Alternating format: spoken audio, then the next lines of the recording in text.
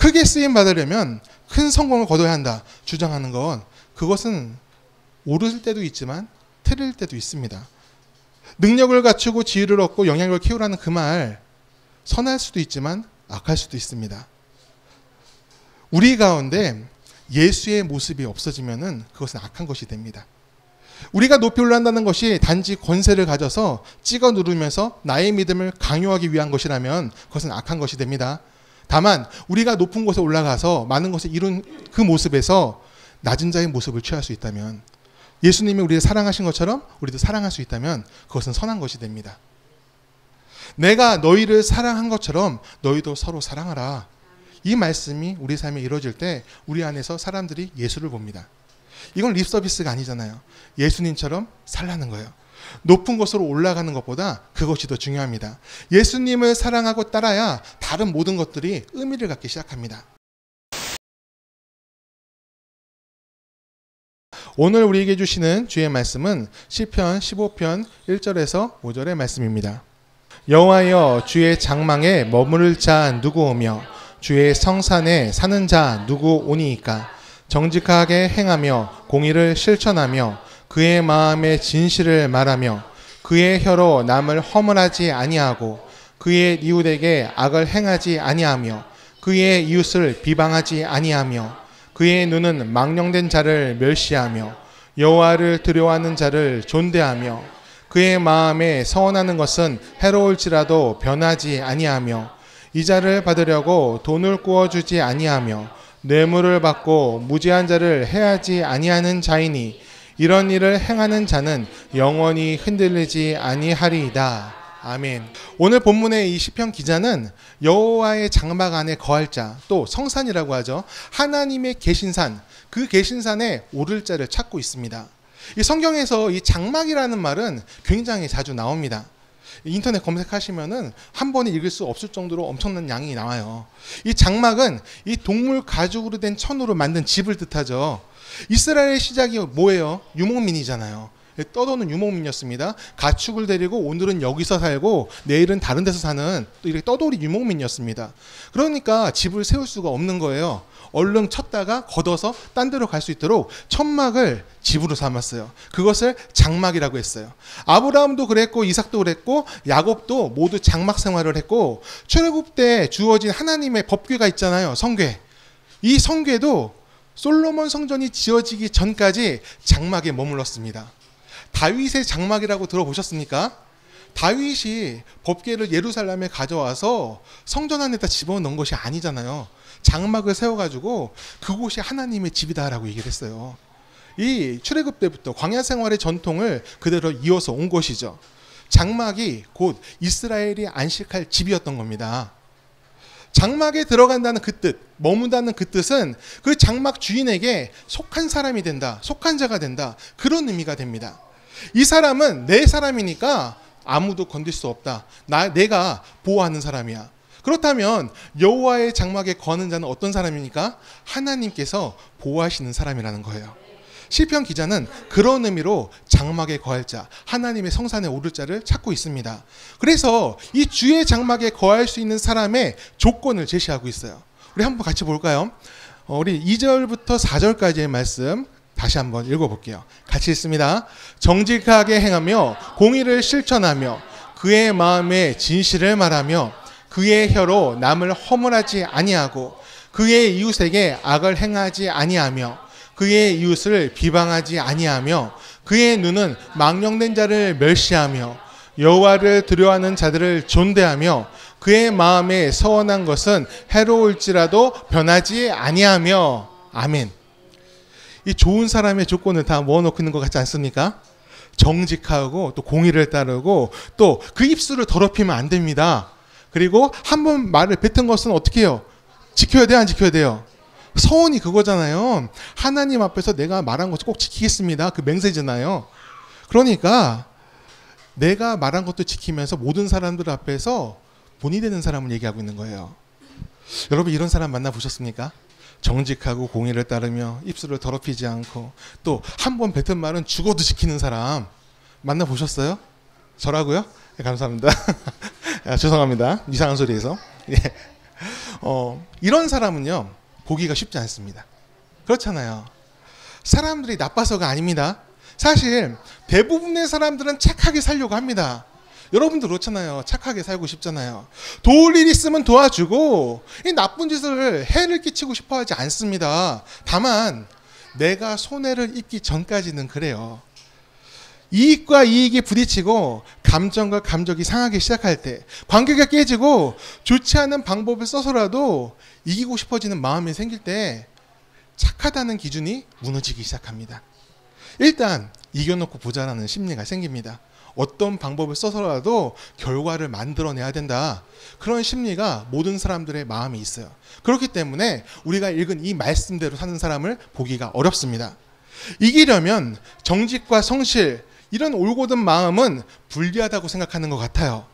그런 사람들이 많아요. 사실 불편해합니다. 세상 사람들이 불편해하잖아요. 그런 마음을. 그러면 하나님을 믿는 사람들은 어떨까요?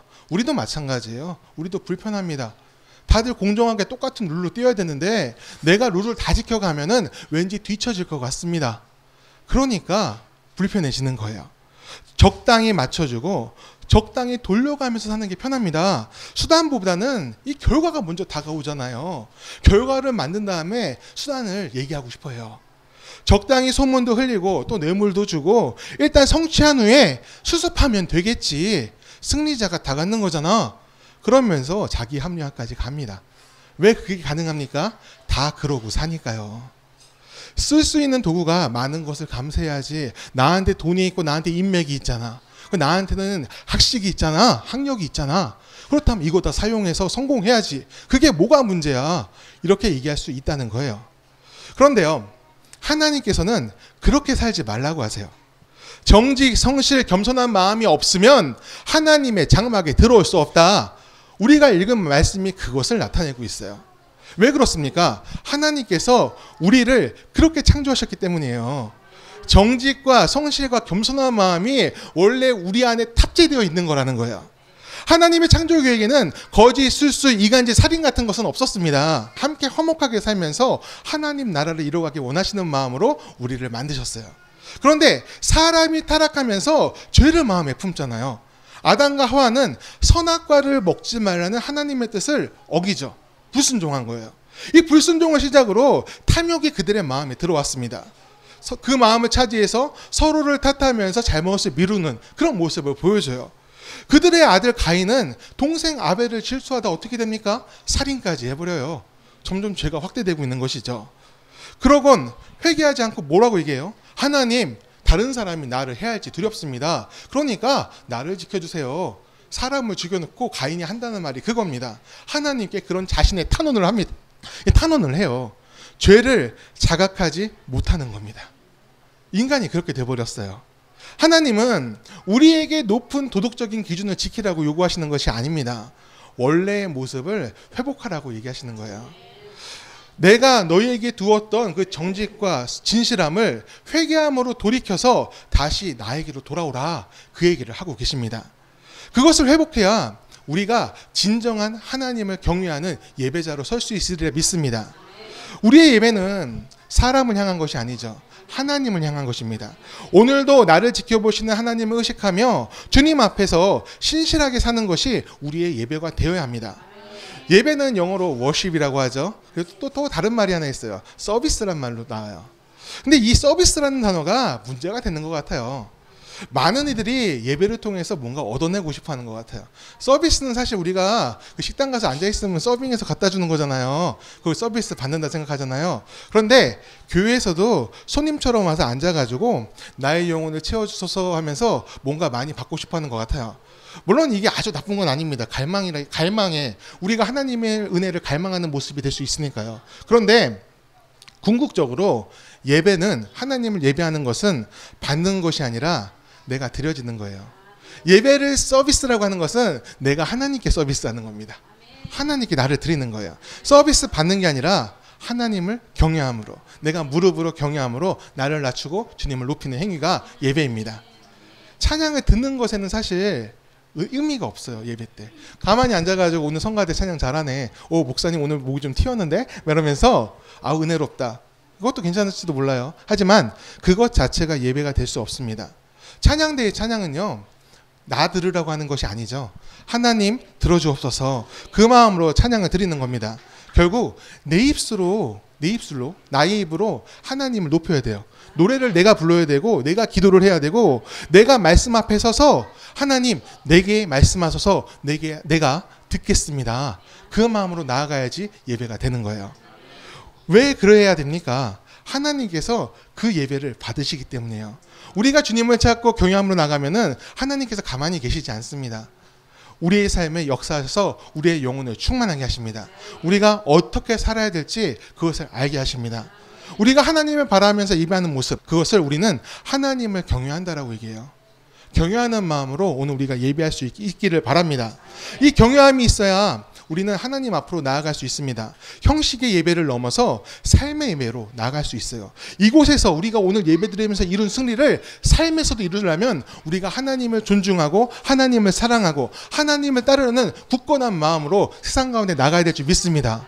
그 삶의 예배를 주님께서 원하고 계십니다. 신명기 5장 32절 말씀을 함께 읽겠습니다. 같이 읽습니다.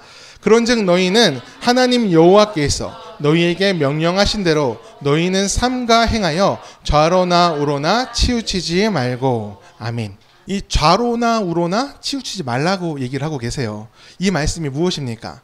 하나님은 좌파시다 우파시다 둘 다 아니야, 그러니까 그리스도파야, 이렇게 얘기하시겠습니까? 어떤 목사님이 그러시더라고. 하나님은 좌파도 우파도 아니세요, 그러니까 우리는 그리스도파가 돼야 됩니다. 어떤 목사님이 설교 때 그러시더라고. 근데 사실 그것도 아니에요. 우리가 세상을 살면서 유혹하는 것들이 있잖아요. 기우뚱 거릴 수 있다는 거예요. 그럴지라도 길에서 벗어나지 말고 하나님을 바르게 바라보면서 선을 이루면서 나에게 나오라는 겁니다. 다른 데로 가지 말고 내게 오라, 그 얘기를 하고 계시는 겁니다. 스스로를 위해 나쁜 선택을 선하게 여기지 말고 하나님의 뜻을 기억하며 마땅히 행할 일과 마음을 지키며 하나님을 향한 인생의 길을 만들라고 주님께서 이 말씀을 주셨습니다.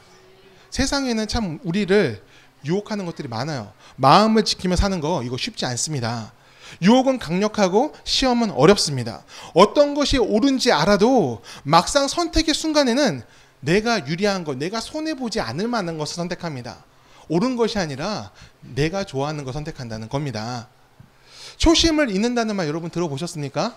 우리가 되게 주의하는 말이잖아요.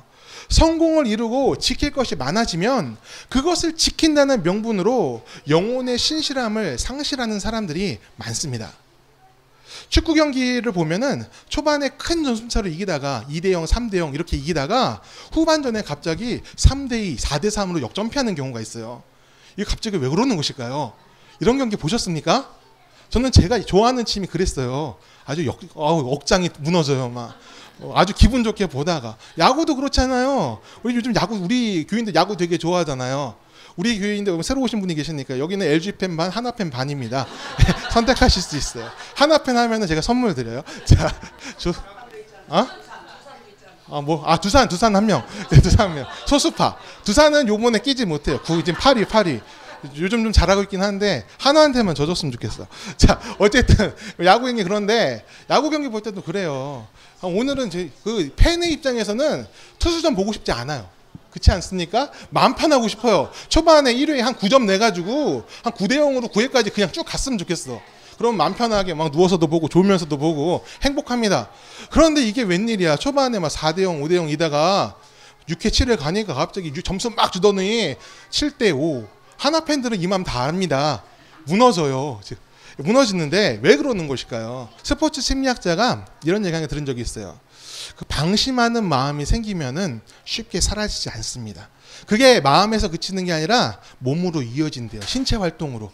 그러니까 신경이 늘어지기 시작한다는 거예요. 축구 경기에서 초반에 2대0으로 이기잖아요. 아, 오늘 경기 쉽겠네. 그 생각이 드는 순간 힘이 빠져나간다는 거예요. 긴장감이 풀린다는 겁니다. 그리고 한번 긴장이 풀리잖아요. 다시 바짝 채워지는데 시간이 오래 걸린대요. 잘 안 된대요. 그러니까 3대2로 역전패하고 5대0으로 야구 이기다가 7대5로 역전패해서 팬들 열받게 하는 일이 그래서 생기는 거예요. 여러분, 우리의 신앙생활도 그럴 수가 있어요. 이 땅의 성공을 이루는 것이 우리의 목표가 아니잖아요. 그렇죠? 끝까지 하나님의 사람으로 사는 게 목표여야 합니다. 그런데 세상의 그 삶의 과정에서 성공을 이루고 취하는 것이 많고 손에 쥔 것이 점점 늘어나기 시작했을 때 긴장이 풀려버린다는 거예요. 어떤 긴장이요? 하나님의 뜻대로 주님과 동행하며 주님을 사랑하며 이 땅의 삶을 누려야 되겠다, 살아야 되겠다. 그런 긴장감이 사라져버리고 손에 쥔 것만을 바라보면서 아, 괜찮다. 이대로 되게 하옵소서. 이런 기도에 머물러 버린다는 거예요. 하나님의 뜻을 구하는 것이 아니라 나의 뜻을 앞세우면서 삶의 제자리의 걸음을 해버리고 만다. 그렇게 될 수가 있다는 거예요. 하나님의 기쁨이 되고 그 장막에서 살기를 우리는 강하게 원해야 합니다. 그래서 방심하면 안 되는 거예요. 우리가 진실로 두려워야 되는 것은 우리가 하나님의 장막에서 벗어나는 겁니다. 세상에서 많은 성공 누리고 괜찮습니다. 그러셔도 돼요. 우리 원하는 바기도 하고. 하지만 그것 때문에 장막에서 벗어나게 된다면은 그것은 오히려 시험이 됩니다. 유혹이 됩니다. 우리는 사람에게 정직하고 성실하기 전에 하나님 앞에서 그 정직과 성실의 가치를 나타낼 수 있어야 합니다. 먼저 주님께 잘하라는 거예요. 주의 공의를 따르고 긍휼을 품고 하나님을 예비하는 자임을 드러내야 합니다. 가이딩 우리가 얼마 전에 끝났잖아요. 풍성한 삶의 기초로 우리가 이 가이딩을 할 때 제가 이런 얘기를 한 적이 있어요. 미신, 맹신, 광신을 조심하십시오. 사실 교재에 나와 있잖아요. 그래서 제가 얘기했어요. 여러분, 미신이 뭐예요? 없는 것을 믿는 것이죠. 맹신은 무조건 믿는 거예요. 앞뒤 따르지 않고. 광신은 뭐예요? 내 맘대로 믿는 겁니다. 우리 기독교인들하고는 상관없는 단어 같아요. 근데 그렇지가 않아요. 우리의 믿음의 시작이, 나의 믿음의 시작이 어디인지 있는다면 우리도 미신, 맹신, 광신처럼 될 수가 있어요. 예배드리고 믿음 생활을 하는 것 같아도 하나님 없는 것처럼 살 수 있고, 가스라이팅인지 분별을 못하고 악함을 선하게 여기거나 하나님의 뜻보다 자신의 뜻을 앞세우면서 사는 경우 있다는 거예요. 그랬을 때는 하나님을 모르고 사는 것과 다름이 없습니다. 많은 사람들이 이 하나님의 뜻을 구할 때 너무 쉽지 않다라고 얘기해요. 근데 저는 그렇지 않다라고 말하고 싶어요. 우리가 이런 기도를 해야 돼요. 주님, 주의 뜻을 내게 말씀해 주옵소서. 내가 듣겠습니다. 그 기도 해야 돼요. 알려만 달라고 하고 들려줘도 못 듣는 사람 있잖아요. 따르지 않는 사람 있잖아요. 듣겠습니다. 따르겠습니다. 함께 가겠습니다. 그 고백이 우리 입술과 우리의 마음에서 나올 때 우리에게 부어지는 주의 뜻을 분별하여 알 수가 있습니다. 우리는 관성적으로요, 이 하나님으로부터 멀어지는 쪽으로 가게 됩니다. 이 행동은 우리가 시작한 게 아닙니다. 누가 시작했어요? 아담이 시작했어요. 그것을 멈출 믿음이 필요해요. 아담 이래로 사람은 점점 하나님부터 멀어져 갑니다. 너무 멀어져 가니까 어떻게 됐어요? 예수님이 오셨잖아요. 너희가 안 오니까 내가 간다, 이거잖아요. 우리 지금도 마찬가지예요. 가만히 놔두면 점점 멀어집니다. 우리가 하나님을 바라봄으로, 예수님과 동행함으로 그 멀어짐을 멈출 믿음이 필요합니다. 그 믿음이 무엇입니까? 하나님의 팔을 강하게 붙드는 거예요. 그 붙듦이 우리의 삶을 정직하고 진실하게 만듭니다. 하나님이 지금 나를 보심으로 내가 악한 일을 할 수 없습니다. 요셉이 그랬잖아요. 보디발의 아내가 유혹하며 다가왔을 때 그가 얘기하잖아요. 당신은 주인의 것입니다. 그리고 지금 이 순간을 하나님이 보고 계십니다. 그러므로 나는 당신을 취하지 않겠습니다. 이렇게 얘기하잖아요. 하나님의 시선을 의식하는 그 믿음이 우리 가운데, 우리 기독교인들 가운데 필요합니다. 그리고 하나님께서는 그 믿음을 뭐라고 얘기하십니까? 우리의 의로움이라 얘기를 하세요. 주의 뜻을 이루는 것은 이 큰 설계도를 받아가지고 내가 열심히 일해서 만들어내겠다, 그런 것이 아닙니다. 예수님께서 앞서가시고 우리는 그 뒤를 따라가는 겁니다. 그 앞에 겸손히 길을 구하고 나아가면 내가 마땅히 이뤄야 하고 지켜야 하고 누려야 하는 것이 무엇인지, 절대로 포기하면 안 되는 것이 무엇인지 알게 됩니다. 주님께서 그것을 알려주십니다. 세상에 문제가 다가오면 우리는 염려하게 되고 그 염려에 갇혀서 문제 외에는 보이지 않는 경우가 많아요. 하지만 문제보다 더 크신 주님을 바라보며 지혜를 구하며 믿음의 길을 걸을 수 있기를 축원합니다. 믿음의 길로 행할 때 우리는 하나님의 신실하심을 믿으며 또 우리가 섬기며 세상을 진실하게 사는 하나님의 사람이 될 것입니다. 할렐루야. 진정 그 일이 우리 가운데 생기길 바랍니다. 그러면 세상을 진실하게 사는 것은 무엇입니까? 사람을 사랑하며 사는 거라 생각을 해요. 우리 5절 말씀 같이 읽어볼까요? 5절입니다. 함께 있습니다. 이자를 받으려고 돈을 꾸어주지 아니하며 뇌물을 받고 무죄한 자를 해하지 아니하는 자이니 이런 일을 행하는 자는 영원히 흔들리지 아니하리이다. 아멘. 돈을 빌려주면 이자 받아야죠. 가족끼리 말고. 가족끼리 이자 받으면 어떻게 돼요? 이자 더럽다 줘버린다 그러고 다시는 안 보는 일이 생깁니다. 가족끼리 그러는 거 아닙니다. 그런데요, 돈을 빌려주면 이자 받는 게 당연하니까 우리는 통장을 만들어도요, 이율 조금이라도 높은 은행을 찾아갑니다. 검색 막 하잖아요. 저도 그래요. 당연히 돈을 빌려주는 것도 돈을 벌기 위해서 하는 거잖아요. 은행들도 그 일을 많이 하고 대부업 하는 사람들도 많잖아요. 그런데 하나님께서 그러지 말라고 지금 얘기하고 계세요. 돈을 빌리는 것은 그만큼 그 사람이 공고하다는 뜻이잖아요. 내가 그 이자로 말미암아 그 사람의 삶을 더 공고하게 만들지 말아라. 그런 얘기를 해요. 사실 이 시대, 성경이 쓰여진 이 시대의 이자놀이는요, 오늘하고 다릅니다. 오늘날은 이율이 몇 퍼센트 정도 되면 많다고 생각해요. 한 6% 내면 많은 겁니까? 그렇죠. 많죠. 그런데 이 시대는요, 200%, 300% 받던 시대입니다. 내가 요만큼 빌렸으면은, 이 주먹만큼 빌렸으면은 주먹의 3배, 4배 갚아야 돼요. 그런 시대입니다. 그 이자놀이 누가 하기 때문에 그래요? 가진 사람들이 하기 때문에 그래요. 권력도 갖고 돈도 갖고 다 가진 사람들이 이자놀이 하니까 가난한 사람들을 착취하는 수단으로 대법을 했던 겁니다. 그러니까 하나님이 이런 얘기를 하시는 거예요. 돈 구워줄 때는 긍휼함을 해라. 이자놀이를 통해서 그 사람의 마음과 그 삶을 더 피폐하게 만들지 말라. 그 얘기를 하고 계시는 거예요. 그리고 뇌물이요. 왜 주면 안 됩니까? 오늘날도 뇌물 주면 안 되죠. 근데 근데 이 시대도 그래요. 이 시대도 주면 안 되는 겁니다. 근데 왜 주면 안 되냐? 그것 때문에 기회를 박탈당하는 사람이 있기 때문이에요. 내가 뇌물을 줘서 불의할 방법으로 그 자리에 올라가는 것도 나쁘지만 내가 그 자리를 차지함으로 인해서 정당하게 그 자리를 차지해야 되는 사람들이 눈물을 흘립니다. 어떤 눈물을 흘려요? 억울한 눈물을 흘려요. 나의 부정함으로 누군가 억울한 눈물을 흘린다면 그것은 곧 나의 죄악이 됩니다. 얼마 전에 2025년 다니엘 기도에 참여하겠냐는 전화를 받았어요. 작년에 저희가 참여했었죠. 제가 온라인으로 같이 하자고 문자 돌렸잖아요. 좋으셨죠? 괜찮았어요. 그래서 올해도 참여를 하려고 좀 생각을 했어요. 근데 한 가지 이상한 소식이 저한테 들려가지고 망설이게 했어요. 그래서 제가 그 전화하신 그 간사님한테 이렇게 얘기를 했습니다. 교인들하고 상의를 해본 다음에 다시 제가 전화 드릴게요. 그러면서 한 가지 부정적인 말을 전했어요. 최근에 그곳에서 사고가 발생했다고 들었어요. 한 사람이 죽었다고 그러는데 그 사고가 처리되는 방향이 너무 납득이 안 됩니다. 그래서 우리 교회는 참여할 가능성이 적을 것 같아요. 그렇게 얘기를 했어요.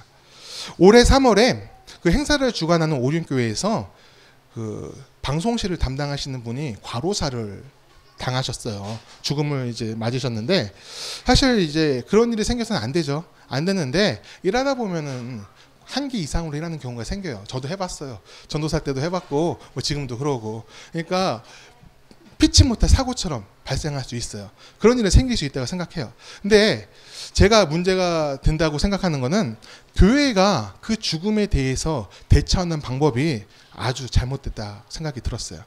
교회가요, 책임을 지지 않았어요. 방송실을 일하는 사람이, 그 교회는 되게 큰 교회잖아요. 방송실에서 일하는 사람이 17명이나 돼요. 근데 17명이 사실 많은 숫자긴 하죠. 그런데 그게 뭐 엄청나게 많은 숫자는 또 아니에요. 하는 일에 비하면은. 근데 교회에서 어떤 일을 했냐면은 그거를 외주화 시켰어요. 외주화. 예. 교회 안에 있지만 교회 밖에 있는 것처럼 만든 거예요. 그 안에서 우리가 거기 용역비를 주는 것처럼 하고 그 안에서 일어나는 일에 대해서 교회는 책임지지 않겠다. 그렇게 나간 거예요. 그런데 그 과정에서 이분이 돌아가신 거예요. 과로사 하신 거예요. 교회에서 책임져야 돼요? 안 져야 돼요? 근데 안 졌어요. 오히려 이제 말 앞에서는 도와주겠다, 잘 처리하겠다 하는데 산재 받아야 되잖아요. 그 받는 과정을 막 방해하고 막 그러더라고요. 서류를 떼주지 않고 막 그랬다. 그래서 뉴스에 나오고 막 그러더라고요. 근데 거기에 대해서 아무런 해명을 하지 않았습니다. 여러분, 이건요, 악한 거죠. 악한 거예요. 이런 사실이 알려져서 일파만파 번져갈 때 제가 2통의 문자를 받았어요. 거기서 다니엘 기도에서 온 거예요. 하나는 이 병원 진료 중인 목사님들이 계시다면 그냥 목사님 말고 미자립교회 목사님들 중에서 병원 진료 때문에 경제적으로 어려운 분이 계시다면은 신청해 달라, 우리가 돕겠다. 그 문자 한 통을 받았고, 또 하나는 미자립 교회들 추첨을 해가지고 추첨해서 75인치 TV를 준대요. 다 주는 건 아니고 이제 한 뭐 상당히 많은 숫자 주겠다 이렇게 하는 거예요. 받아야죠. 그죠? 필요하면 받아야지. 둘 다 좋은 것이죠. 도와준다는 것이니까. 그런데 전 마음이 엄청 불편했어요. 지금 내가 원하는 것은, 또 내가 듣고 싶은 말은 해명이에요. 해명이고, 우리가 모를 줄 아는 것 같아요. 다 알고 있는데. 근데 모르는 것처럼, 아무 일 없던 것처럼 그렇게 문자를 보내왔습니다. 꼭 만몬의 규칙을 보는 것 같아서, 만몬이 돈의 신이잖아요. 우상이잖아요. 그 우상을 보는 것 같아서 제 마음이 많이 상했어요. 톱니바퀴가 맞춰서 돌아가는 시계 있잖아요. 밖에서 무슨 일이 생겨도 그 시계는 그냥 돌아갑니다. 그것처럼 무슨 일이 생겨도, 사람이 죽어도 그냥 일정대로 진행되는 삭막함이 느껴졌습니다. 하나님의 예배에서 그러면 안 되잖아요. 이것은 세상이 운영되는 방법 아닙니까? 우리는 그것을 악하다고 얘기합니다. 그런데 그 악한 모습이 교회 안에서 나타나는 거예요. 제가 다니엘 기도에 참석을 거부하고 싶은 마음이 든 것은 이 악한 흐름을 인정하기 싫어서입니다. 사실 작은 교회 목사가 어떻게 저항을 하겠어요? 참여하지 않는 게 저항이에요. 저항이고, 거기서 좀 더 나아가면은 외치기 시작하는 게 저항입니다. 애도한다고 말을 하고, 아우 안 됐습니다, 하나님께서 귀히 여기실 거예요, 천국 가셨을 거예요, 이런 말 해주고, 나는 아무 일 없던 것처럼 다니기도 참여하고 치료비 받고 TV 받고 그래도 될까요? 변한 것은 아무것도 없는데. 이건요 아주 나쁜 시그널을 줘요. 어떤 신호를 주냐? 뭘 해도 다 괜찮다는 겁니다. 결과만 괜찮으면은 과정이 아무래도 괜찮아, 그런 시그널을 줍니다. 그렇기 때문에 저는 이것을 거절을 했어요. 다니엘 기도회가요, 좋은 일도 사실 많이 했어요. 아까 전에 아프신 목사님도 도와주는 거나 심장병 겪는 어린이들 돕는 헌금도 같이 하고 그랬어요. 하나의 플랫폼이 되어가지고 좋은 영향력도 끼쳤습니다. 하지만 99마리의 양을 4개 있더라도 한 마리의 양이 아파하고 이 길을 잃었을 때 그 한 마리를 찾으신 하나님, 그 예수님, 그걸 우리가 좀 기억을 했으면 좋겠어요. 작은 자가 아파한다면 그 아파하는 자를 위로하고 눈물을 닦아주는 것, 그것을 잊으면 안 됩니다. 들판에 99마리의 양을 그냥 두고 잃어버린 한 마리를 더 중히 여기는 사람이 있을까요? 세상적인 논리로 보면요, 99마리 양 지키는 게 좋은 겁니다. 그 99마리 들판에 버려두고 늑대가 올 수도 있는데, 곰이 올 수도 있는데 그냥 버려두고 한 마리만 찾으면 돼 그러면서 뛰쳐나갈 사람 누가 있어요? 없어요. 그냥 한 마리 손실 처리하고 99마리 통해서 더 많은 것을 이루자, 이런 생각하는 것이 보통의 사람입니다. 그걸 뭐라고 할 사람도 사실 없습니다. 당연한 거니까. 상식이고 어쩔 수 없는 선택이라 말을 할 겁니다. 하지만 하나님께서는, 또 우리 주님께서는 잃어버린 한 마리를 포기하지 않으셨습니다. 그 양이 물건이나 재산이 아니라 사람이었기 때문입니다. 하나님께서 사람보다 더 중요하게 여기시는 것은 없습니다. 그래서 예수님을 우리한테 내어주신 것이죠. 우리는 그것을 잊어버리면 안 됩니다. 하나님께서는 한 사람을 천하보다 귀히 여기십니다. 경제적인 이유로 혹은 대의라는 것을 앞세우며 한 사람의 희생을 가볍게 여기면 안 됩니다. 세상은 그럴 수 있어도 하나님을 따르는 우리들은 그래서는 안 됩니다. 주님께서 억울한 이들의 눈물을 닦아주신 것처럼 우리도 약자들의 눈물을, 억울한 눈물 흘린 자들 그 눈물을 닦아줄 수 있는 사람이 되기를 바랍니다. 이 고지론이라는 것이 있어요. 아십니까? 고지론. 높은 곳으로 향해 달려가자. 이 고지론이라는 것이 있는데, 높은 곳을 차지하면 이 더 큰 영향력을 갖게 된다, 그렇게 얘기를 해요. 그러니까 기독교인들이 높은 지위와 성공을 이뤄야 한다, 그것이 하나님께 영광이 된다라고 얘기를 했어요. 영향력이 커지니까 그 위에 올라가가지고 복음을 외치고 하나님께서 하셨다 외치고, 그리고 예수의 이름을 전파하면은 많은 사람들이 더 납득하고 쉽게 받아들일 것이 아니냐. 이 고지론은요 어느 날 갑자기 나온 게 아닙니다. 기독교가 로마 시대에 그 국교로 공인되잖아요. 그 시대 이래로 계속 이어져 내려온 거예요. 높은 곳을 차지하라, 우리가 승리해야 된다. 그 고지론이 무엇을 가져와요? 십자군 전쟁 가져오잖아요. 우리가 성지를 차지해야 된다, 해방시켜야 된다, 그래야 진짜 평화가 온다. 근데 그 실제로 평화가 왔습니까? 평화가 안 오잖아요. 지금까지도 거의 1500년 지났는데 지금까지도 그 아픔이 있지 않습니까? 중동에 가면은 십자군 유적이 되게 많아요. 근데 무슬림들이 그 아픔을 기억하고 있습니다. 자기들하고는 상관없는 시대인데도 불구하고 그때 우리 조상들이 피를 많이 흘렸다, 기독교인들은 폭력적이다. 그런 얘기를 합니다. 억울하잖아요, 우리는. 이건 진짜 모습이 아닌데. 크게 쓰임 받으려면 큰 성공을 거둬야 한다. 주장하는 건 그것은 옳을 때도 있지만 틀릴 때도 있습니다.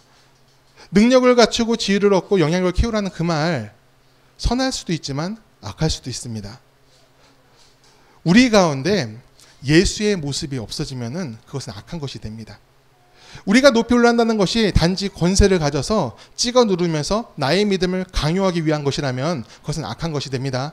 다만 우리가 높은 곳에 올라가서 많은 것을 이룬 그 모습에서 낮은 자의 모습을 취할 수 있다면, 예수님이 우리를 사랑하신 것처럼 우리도 사랑할 수 있다면 그것은 선한 것이 됩니다.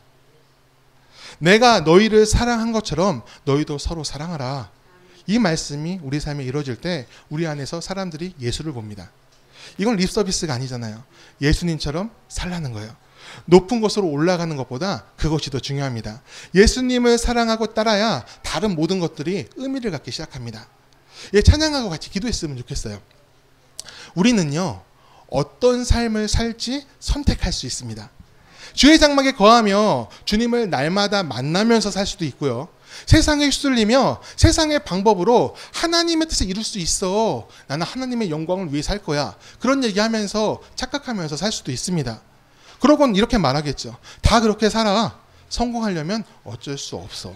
주님, 내가 결과로 말씀드릴게요. 요것만 좀 봐주세요. 요거 끝나면은 다 하나님께 영광 돌릴게요. 그런 식으로 우리 안에 있는 불의를 합리화하는 경우가 있습니다. 하지만 우리 주님께서, 우리 하나님께서는 결과가 아니라 과정을 보십니다. 하나님 앞에서 그리고 세상 앞에서 정직하게 또 성실하게 삶을 지켰는가, 믿음의 사람으로 끝까지 살았는가, 그것을 보십니다. 사람, 내가 너무나 사람을 사랑했는데 너도 사람을 사랑하면서 이 세상을 살았느냐, 그렇게 우리한테 물어보실 수도 있어요. 우리의 삶의 평가는 손에 쥔 것으로 받는 것이 아니라 우리가 살아온 발자취로 얻습니다. 그 발자취가 먼저 앞서가신 주님의 발자국을 따라가는 것이 되기를 바랍니다. 주를 위해 사십시오. 하나님을 사랑함으로 주의 장막에 거하는 믿음의 사람이 바로 우리들이기를 바랍니다. 예수님의 방법을 따름으로 하나님의 선함을 세상에 드러내는 우리 모두가 되기를 간절히 축원합니다.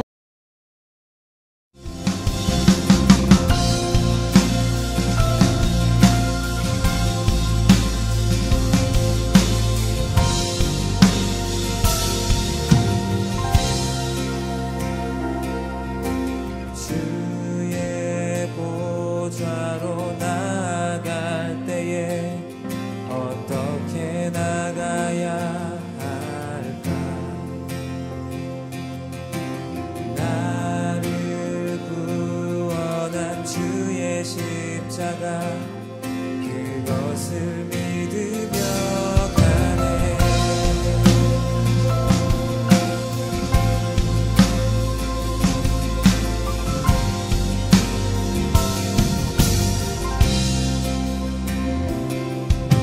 주의 보좌로 나갈 때에 어떻게 나가야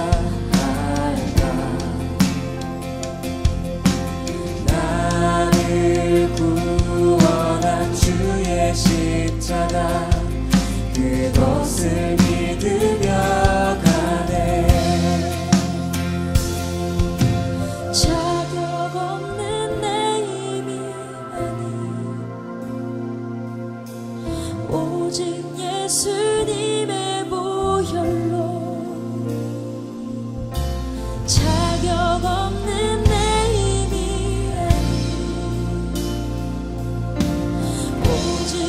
예수님의 보혈로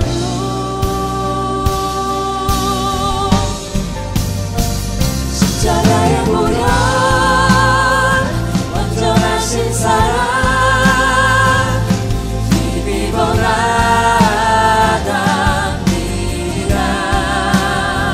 십자가의 보혈 완전하신 사랑 힘입어 예배